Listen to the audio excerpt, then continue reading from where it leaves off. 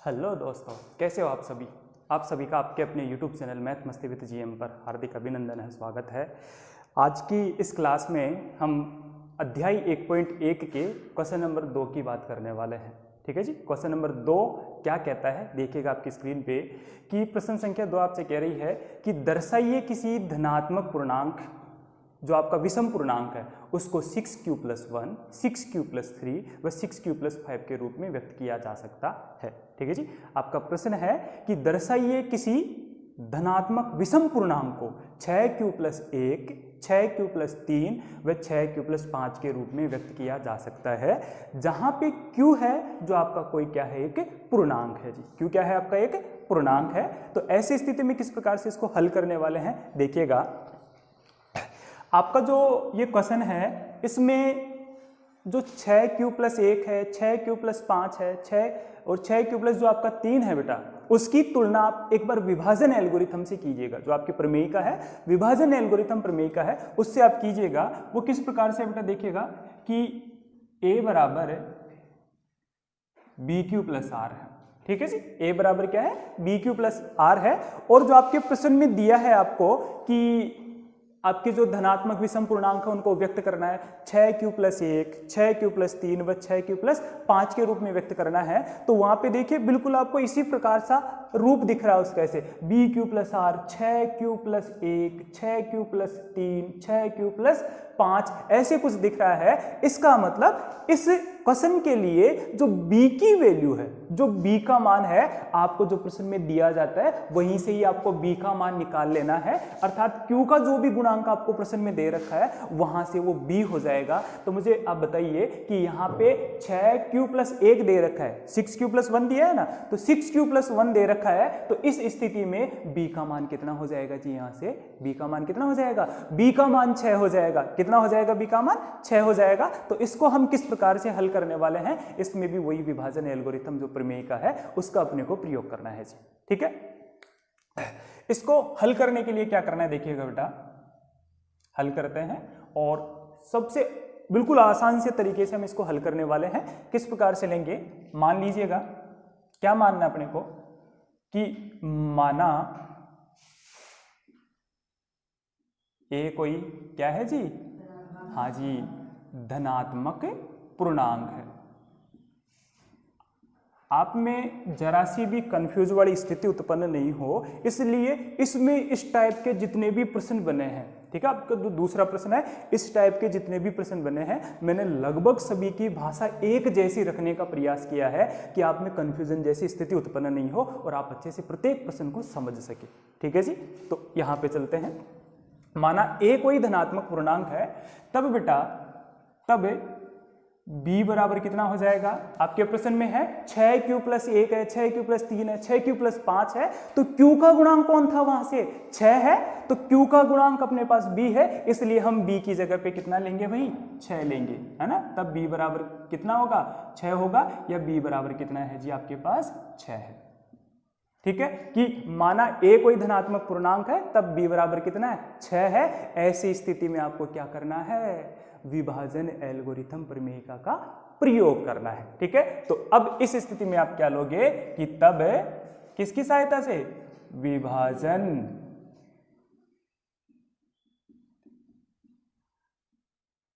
Algorithm प्रमेयिका से। ठीक है जी। विभाजन एल्गोरिथम प्रमेयिका से हम बात करें तो विभाजन एल्गोरिथम प्रमेयिका क्या हो जाती है आपकी, विभाजन एल्गोरिथम प्रमेयिका आपकी बेटा है, क्या है, आप भी बोलिएगा साथ में, और क्या है, a बराबर bq+r। ठीक है जी। a बराबर bq+r हो जाती है। और यहां पे आपको r की कंडीशन तो पता ही होगी। r की कंडीशन क्या है, यहां पे r की कंडीशन है जी कि जहां r का मान है वो b से छोटा होना चाहिए और 0 के बराबर या 0 से क्या हो सकता है, बड़ा हो सकता है। ठीक है जी। ये r की कंडीशन है, ये r के मान हो सकते हैं इतने सारे कि r का मान क्या होना चाहिए, b से छोटा होना चाहिए। r मतलब शेषफल का मान b आपके भाजक से छोटा होना चाहिए, और r आपका शेषफल है वो शून्य भी हो सकता है और शून्य से बड़ा आपको रखना है। ठीक है जी, ऐसी स्थितियां है, इसके अनुरूप हम काम करेंगे। तो बेटा यहाँ पे देखिएगा कि b के लिए r की जो वैल्यू है वो b के ऊपर निर्भर है। तो बताइएगा यहाँ से b का मान क्या दिया है जी, अपने पास दिया है यहाँ पे कि चूंकि b बराबर कितना मिला है अपने को 6 है। ठीक है, तो पहले आप इसको समीकरण नंबर क्या दे लोगे, इक्वेशन आप 1 इसको दे लोगे। अब क्या करेंगे, यहाँ पे b का मान आपके पास 6 है और इस स्थिति में इसलिए जो r के मान है बेटा वो r के मान क्या हो जाएंगे, 6 से तो छोटे और 0 के बराबर या क्या हो सकते हैं, बड़े हो सकते हैं। b का मान अपने को क्या मिला है जी, यहाँ से 6 अपने को मिला है, तो r का मान 6 से तो क्या हो जाएगा, छोटा हो जाएगा और 0 के बराबर या 0 से क्या रहने वाला है, बड़ा रहने वाला है। इस स्थिति में आप बताइएगा कि अतः है r के मान क्या क्या हो सकते हैं। यहाँ से अपने को ये ध्यान रखना है कि 6 से तो छोटे रखने हैं, 6 से तो कम रखने हैं, परंतु r का मान किसके बराबर हो सकता है, ये चिन्ह कह रहा है कि r का मान 0 के बराबर हो सकता है, साथ में r का मान 0 से बड़ा भी होगा। तो r का मान हम 0 के बराबर रख लिए जी। 6 से कम रखना है तो बढ़ते जाओ, क्योंकि 0 से बड़ा भी होना चाहिए। तो 6 के बाद में कौन आएगा, 1 आएगा, 2 आएगा, 3 आएगा, 4 आएगा, 5 आएगा। क्या मुझे अब 6 रख देना चाहिए, क्या नहीं रखना चाहिए, क्यों, क्योंकि यहाँ पे शर्त दी है कि r का मान किससे कम होगा, r का मान होगा 6 से कम हो गया और r का मान हमने 6 से कम रख दिया। ठीक है जी, ये सभी r के मान मिल गए। अब इसमें अगला पद आपको क्या करना है कि ये जितने भी r के आपको मान मिले हैं वो सभी मान उठा करके आपको जो समीकरण 1 है अर्थात जो विभाजन एल्गोरिथम प्रमेय का है उसमें r के मान रखने हैं, साथ में b का मान अपने को 6 दे रखा है, तो इस b के मान 6 को भी इसमें क्या करना है, रखना है, पुट करना है। ठीक है जी, तो चलते हैं, हम क्या लिखेंगे, विभाजन एल्गोरिथम प्रमेय का को हमने समीकरण 1 दिया है जी, तो इसमें हमने क्या लिखा, समीकरण 1 से। ठीक है जी, समीकरण 1 में क्या किया कि अपने को दे रखा है कि चूंकि b बराबर तो कितना है जी, 6 है, b का मान तो अपने को 6 दिया है, क्लियर, b का मान 6 दिया है। तो अब बारी बारी से r के जितने भी मान है ना, ये सारे मान उठा करके हम समीकरण 1 में रखने वाले हैं और प्रत्येक स्थिति में b का मान क्या रखेंगे, 6 रखते जाएंगे और r के मान चेंज करते जाएंगे। ये कितने मान मिल गए आपको, ये 6 के 6 मान उठा करके आपको इसमें रखने हैं। ठीक है, तो सबसे पहले इक्वेशन 1 से हमने किया, तो r बराबर कितना लोगे बेटा, r बराबर 0 रखने पर या लेने पर। ठीक है, r बराबर आपने 0 लिया तो यहां से देखो a बराबर, इक्वेशन 1 में a बराबर b की वैल्यू कितनी है जी आपके पास, b की वैल्यू 6 है, तो आपने रखा यहाँ पे 6, साथ में कौन है, q है, ऐसे कैसे, और r का मान कितना लिया है आपने, 0 लिया है, तो ये 6q प्लस 0 हो गया। तो आप इसको ऐसे लिख सकते हो a बराबर का 6q। क्लियर है, ठीक है जी, आप इसको इस प्रकार से लिख सकते हो। ये तो हो गया जब r का मान कितना रहा आपके पास, 0 रहा। इसी प्रकार से r का मान 1 भी रखना है, 2 भी रखना है, 3 भी रखना है, 4 भी रखना है और 5 भी रखना है। जितने भी r के मान है वो सारे मान आपको रख लेने हैं। तो हमने यहां से रखा r बराबर कितना रखने पर बेटा, 1 रखने पर। ठीक है जी, r का मान हमने 1 लिया तो a बराबर, इसमें r की जगह पे 1 रखना है, b की जगह पे तो 6 चल ही रहा है, तो a बराबर क्या हो जाएगा, 6q प्लस का 1। ठीक है जी, ये हो गया 6q प्लस का 1 हो गया। और इसके बाद में आप क्या लिखोगे, r बराबर 2 रखने पर। ठीक है जी, r बराबर आपने 2 रखा तो यहाँ पे क्या होने वाला है, a बराबर 6q प्लस का 2 हो जाएगा। इसी प्रकार से आप r बराबर कितना रखोगे बेटा, r बराबर 3 रखने पर, तो यहां से मिला आपको a बराबर 6q प्लस का 3। ठीक है, इसी प्रकार से और शेष जो मान रहे रखे हैं उनको भी अपने को रखना है। तो किस प्रकार से हम लेंगे एक बार देखिएगा। ठीक है जी, अब इसके बाद में r का मान क्या रखेंगे बेटा, हम r बराबर, देखो यहाँ पे कहां तक रख चुके, r का मान 3 तक रख चुके। अब r के 2 मान और रखने 4 और 5, तो हमने लिया कि r बराबर 4 रखने पर, तो यहाँ पे मिलेगा a बराबर, b का मान ऑलरेडी 6 है, 6 के साथ में q है और साथ में किसको रख दिया, 4 को रख दिया, r का मान 4 रख दिया। ठीक है, इसी प्रकार से r का मान कितना लेंगे, r बराबर 5 रखने पर। ठीक है जी, r का मान हमने 5 रखा बेटा, तो a बराबर क्या मिला, b का मान 6, q प्लस ये हो गया जी 5। ठीक है। तो इस प्रकार से हमने a के विभिन्न मान रखे बेटा, a के विभिन्न मान रखे। तो a के मान कौन कौन आए, देखो a के विभिन्न मान प्राप्त हुए। a एक आपकी धनात्मक पूर्णांक है तो उसके विभिन्न मान हुए, 6q मिला, 6q प्लस 1 मिला, 6q प्लस 2 मिला, 6q प्लस 3 भी मिला, 6q प्लस 4 भी मिला और 6q प्लस 5 भी मिल गया।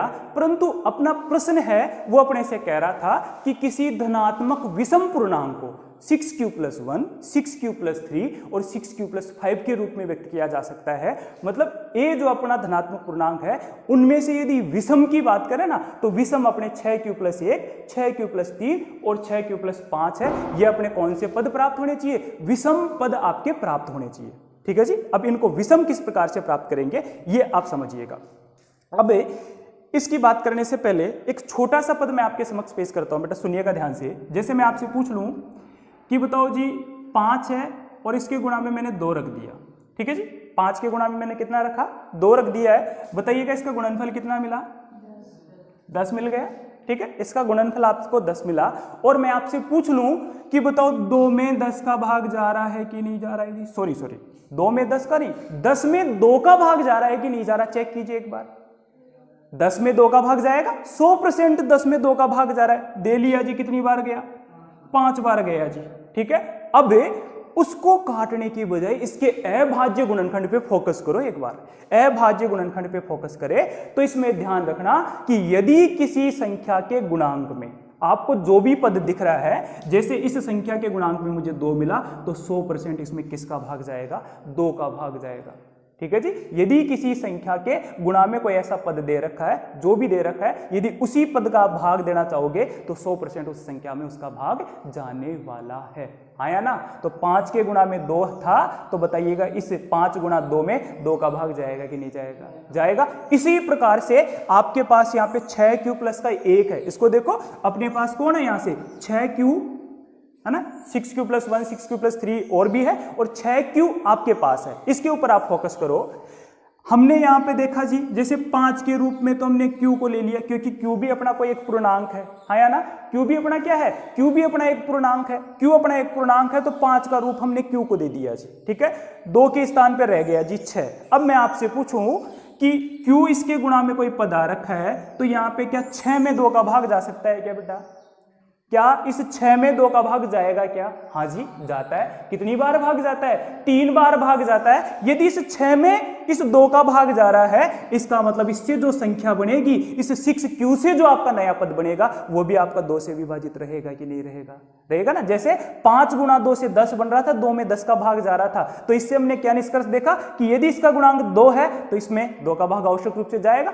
इसका मतलब यहाँ पे 6q कोई आपका पूर्णांक है। यदि इस 6 और q दोनों आपस में गुणा में है और इसमें हम देखें क्या इसमें 2 का भाग जा सकता है, तो आपने चेक किया कि 6 में यदि 2 का भाग जा रहा है तो 100% 6q में भी किसका भाग जाएगा, 2 का भाग जाएगा। और 6q यहाँ पे 2 से विभाजित हो रहा है। और आपको पता है कि यदि किसी संख्या में 2 का पूरा पूरा भाग चला जाए तो उसको कौन सी संख्या कहा जाता है जी, सम संख्या कहा जाता है। कौन सी संख्या कहा जाता है, सम संख्या कहा जाता है। कि यदि किसी संख्या में 2 का पूरा भाग जाता है तो उसे सम संख्या कहा जाता है।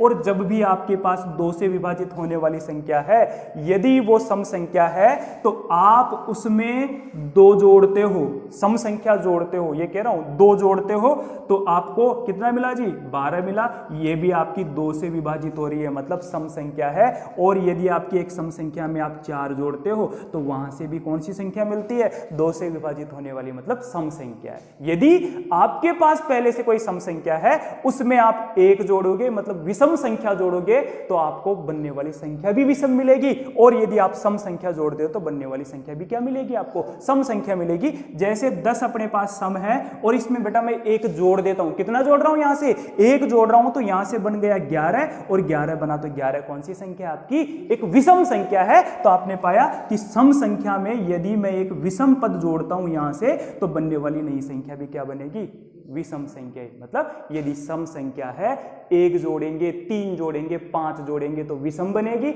और 2 जोड़ेंगे, 4 जोड़ेंगे तो कौन सी संख्या बन जाएगी, आपकी सम संख्या बन जाएगी, हाँ या ना। ठीक है जी। तो इस पे बात करते हैं, ऐसा क्यों लिया हमने, देखिएगा एक बार। इसमें लिखेंगे, हम लिखेंगे कि चूंकि a बराबर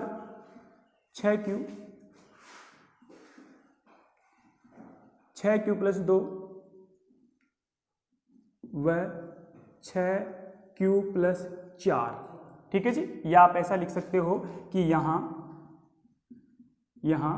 6q प्लस 2 व 6q प्लस 4 कौन सी संख्याएं हैं? सम संख्याएं हैं, सम पूर्णांक आपके। आप कह सकते हो कि सम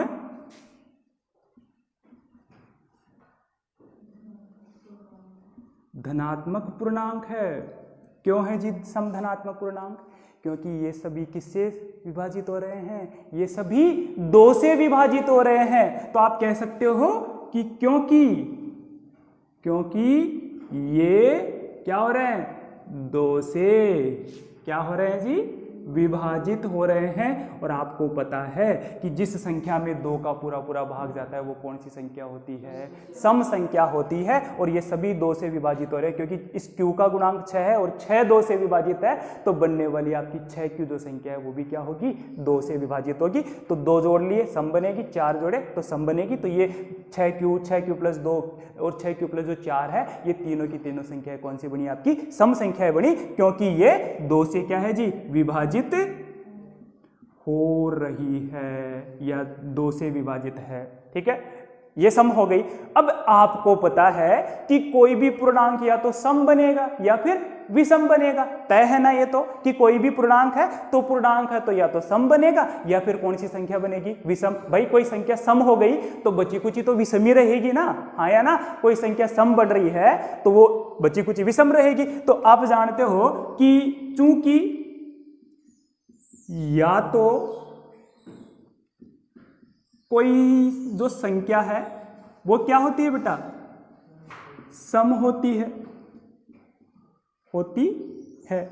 और या फिर क्या होती है? या विषम होती है, हाँ या ना, है ना। कि कोई संख्या या तो सम होगी या विषम होगी। अब भाई सम हो गई तो दूसरी वाली विषम हो जाएगी। तो हमने कहा कि या तो कोई संख्या सम होती है या फिर क्या होती है? विषम होती है। तो अब आप सोचिए यहाँ पे कि 6q प्लस 2 और जो 6q प्लस 4 है, यदि ये सम संख्याएं हो गई तो यहाँ पे अपने पास कौन कौन बच गया? 6q प्लस 1, 6q प्लस 3 और 6q प्लस 5 है, ये शेष बच गए। तो आप ही बताओ ये कौन सी संख्या रही है अपने पास? विषम धनात्मक पूर्णांक रह गए। तो आप क्या कह दोगे कि अतः